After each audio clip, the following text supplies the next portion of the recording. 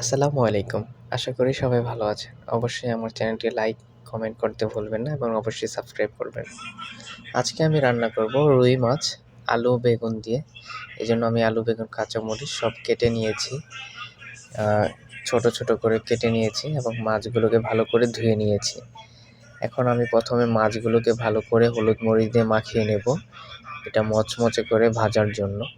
এজন্য আমি ১ম এ এগুলো সুন্দর করে মেখে নিয়েছি, যাতে প্রতিটা অংশে হলুদ, মরিচগুলো ভালো করে লেগে যায়, যাতে ভাজতে সুবিধা হয়। এজন্য আমি ১ম এ চুলাতে ফ্রাই প্যান বসায় নিয়েছি। ফ্রাই প্যানের মধ্যে আমি এখন তেল দিয়ে দিলাম। তেল দেওয়ার পর তেলটা গরম হলে আমি একে, একে মাছগুলো দিয়ে দেব। দেখতে পাচ্ছেন আমার ফ্রাই প্যানটা অনেক গরম হয়ে গেছে। এখন আমি এই মাছগুলোকে দিয়ে দিলাম। এখন মাছগুলোকে ভালো করে ভাজতে হবে। মাছটাকে যত মচমচে করা যাবে তত সেটা দেখতেও ভালো লাগবে, খেতেও ভালো হবে। এজন্য আমি এটাকে লো হিটে রেখে দিয়ে দিয়েছি। অতিরিক্ত হিট দেইনি, যাতে অতিরিক্ত হিট দিলে এটা পুড়ে না যায়। দেখতে পাচ্ছেন মাছগুলো খুব সুন্দর ভাজা হয়ে গেছে। এজন্য আমি এটাকে উল্টিয়ে দিলাম, যাতে অপর প্রান্তেও ভালো করে ভাজতে পারি। দেখতে পাচ্ছেন মাছগুলো খুব সুন্দর মচমচে ভাজা হয়ে গেছে। এখন আমি অপর প্রান্তও খুব ভালো করে ভেজে নেব। খুব ভালো করে ভেজে নেওয়ার পর দেখতে পাচ্ছেন মাছগুলো ভাজা হয়ে গেছে। মাছগুলোকে ভাজতে বেশি সময় লাগেনি, লো হিটে ভেজেছিলাম। অতিরিক্ত হিটে ভাজলে মাছগুলো অতিরিক্ত পুড়ে যাওয়ার সম্ভাবনা থাকে এবং তেলটাও পুড়ে যেতে পারে। যেহেতু তেলটা দিয়ে আমি রান্না করে ফেলবো। আমার মাছ হয়ে গেছে। এখন আমি একটি প্যান বসিয়ে নিয়েছি, যাতে ওই মাছের তেলগুলো দিয়ে দিছি এবং তার মাঝে পেঁয়াজ এবং কাঁচামরিচগুলো দিয়ে দিছি। পেঁয়াজগুলো কুচি, কুচি করে কেটে নিয়েছি। এর সাথে আপনারা আপনাদের মন মতো করে কেটে নেবেন। অনেকে মরিচগুলো মাঝখান দিয়ে কেটে দেয়, আমি কেটে দেইনি, এটা আস্তই দিয়ে দিছি। এখন আমি এটাকে ভালো করে ভেজে নেব। এজন্য আমি কিছুক্ষণ সময় নেব। দেখতে পাচ্ছেন পেঁয়াজটা এখন খুব সুন্দর ভাজা হয়ে গেছে। এখন আমি এই পেঁয়াজটার মাঝে ওই আলু, বেগুনগুলো কেটে রেখেছিলাম সেটা দিয়ে ভালো করে ভেজে নেব। এজন্য আমি এটাকে ভালো করে উল্টে পাল্টে দেব, যাতে এই আলু, বেগুনগুলো ভালো করে ভাজা হয়।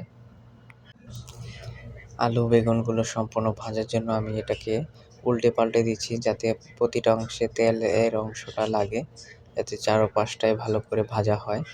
এজন্য আমি কিছুক্ষণ অপেক্ষা করব। আপনারা যারা আমার চ্যানেলে নতুন, অবশ্যই আমার চ্যানেলটি সাবস্ক্রাইব করবেন এবং অবশ্যই একটা লাইক এবং একটা কমেন্ট করতেও ভুলবেন না। আপনারা ফলো দিয়ে পাশে থাকলে আমাদের এগিয়ে যেতে আরও আগ্রহ বাড়বে এবং এগিয়ে যাওয়ার অনুপ্রেরণা একমাত্র আপনারা।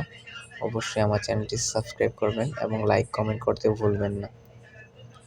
আলু, বেগুনগুলো ভালো করে ভাজা হয়ে গেছে। এখন আমি এর মাঝে মশলা অ্যাড করব। এজন্য কিছুটা পানি দিয়ে দিলাম এবং পানি দেওয়ার পর সামান্য হলুদ, মরিচ এবং লবণ এবং আদা, রসুন বাটা, যেটা একসাথে আমি ব্লেন্ডার করে নিয়েছি, সেটা এর সাথে অ্যাড করে দিলাম। এখন অ্যাড করে দিয়ে এটাকে ভালো করে নেড়ে দেব, যাতে চারপাশটা সমানভাবে মশলাগুলো মিশে যায়। এইজন্য আমি এটাকে ভালো করে নেড়ে দিয়েছি, যাতে ভালো করে মশলাটা মেশে। এখন আমি এটাকে কিছুক্ষণ ঢেকে দেব। এই তো ঢাকা শেষ। আমার আলু, বেগুন সবগুলো সুন্দর কষানো হয়ে গেছে। এখন আমি এই কষানোর মাঝে আমি মাছগুলোকে দিয়েও ভালো করে কষিয়ে নেব। এই যে আমার মাছ, আমি মাছগুলোকে এর সাথে দিয়ে দিয়েছি। এখন আমি এটাকে ভালো করে কষিয়ে নেব, যাতে মাছগুলোর মধ্যেও চারপাশে মশলাটা যায় এবং মাছের কোথাও যেন মশলাটা বাকি না থাকে। এজন্য আমি এটাকেও কিছুক্ষণ ভালো করে মেখে নিলাম, নেড়ে নিলাম এবং এটাকে আমি কিছুক্ষণের জন্য ঢেকে দেব, যাতে এটাও ভালো করে কষানো হয়। এই তো ঢেকে দেওয়ার পর দেখতে পাচ্ছেন মাছগুলো ভালো করে কষানো হয়ে গেছে। এখন আমি এর সাথে ভালো করে নেড়ে দিচ্ছি। নিচে হয়তো একটু লেগে গেছে। বেগুনের তরকারি তো বেগুন অতিরিক্ত হিটে রান্না করলে এভাবেই গলে যায়। আর সৌদি আরবে বেগুনের খুব দাম। আমরা এখানে বেগুন কিনেছি আপনার বাংলাদেশি টাকায় প্রায় 280 টাকা। কিন্তু এখন আমি আমার পরিমাণ মতো তরকারির যে পরিমাণ আমি ঝোল রাখবো, সেই পরিমাণ পানি দিয়ে দিলাম। এখন আমি এটাকে ঢেকে দেব, যাতে ভালো করে এই মশলাগুলো সব কিছু একত্রে ভালো করে হয়ে যায়। এই যে দেখতে পাচ্ছেন খুব সুন্দর হয়ে গেছে আমার তরকারি। কারণ আমি অতিরিক্ত ঝোল পছন্দ করি না, এজন্য অতিরিক্ত ঝোলও দেইনি। অল্প ঝোলেই আমার ভালো লাগে, সেজন্য আমি অল্প ঝোল দিয়ে দিছি। আপনারা যারা বেশি ঝোল খেতে পছন্দ করেন তারা বেশি ঝোল দিয়ে দেবেন। এটা আপনার যার যার ব্যক্তিগতভাবে রান্না, একেকজনের রান্নার স্টাইল একেক রকম। আসলে এখানে শেখানোর কিছু নাই। এই তো আমি সবশেষ এখানে আমি কিছু ধনেপাতা দিয়ে দিলাম, যাতে এখান থেকে একটা সুন্দর ফ্লেভার আসে। আর সৌদি আরবে 12 মাসই ধনেপাতা পাওয়া যায়।